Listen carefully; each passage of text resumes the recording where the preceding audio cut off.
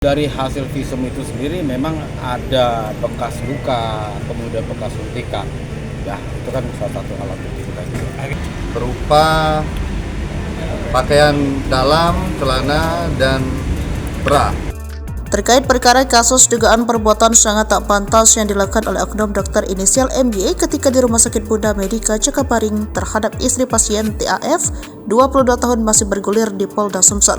Korban TAF didampingi suami dan tim kuasa hukumnya menyerahkan barang bukti berupa pakaian dalam, celana, dan bra yang dikenakan saat kejadian kepada penyidik Subdit PPA di Reskrimum Polda Sumsel, Jumat 1 Maret 2024. TAF tampak keluar dari ruangan PPA mengenakan hijab warna krim dan masker didampingi suami dan kuasa hukumnya. Kuasa hukum TAF Andika Andalantama SHMH mengatakan, selain menyerahkan barang bukti, pihaknya juga akan melakukan pengambilan sampel darah untuk mencocokkan darah yang ada di jarum suntik.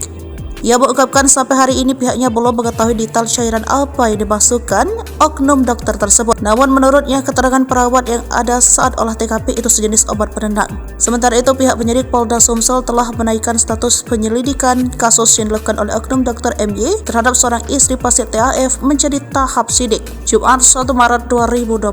Di Reskrimum Polda Sumsel, Kombes Pol M. Anwar Reksawijaya didampingi Kasubdit 4 PPA AKBP Roswidiati Anggraini mengatakan, penetapan tahap penyelidikan ke tahap penyidikan kasus itu setelah gelar perkara dilakukan. Anwar menerangkan meski telah melakukan gelar perkara, pihaknya belum menetapkan tersangka, sehingga status Dr. MY saat ini masih saksi. Dia menambahkan bahwa sejumlah alat bukti dan hasil visum sudah diamankan penyidik Subdit PPA.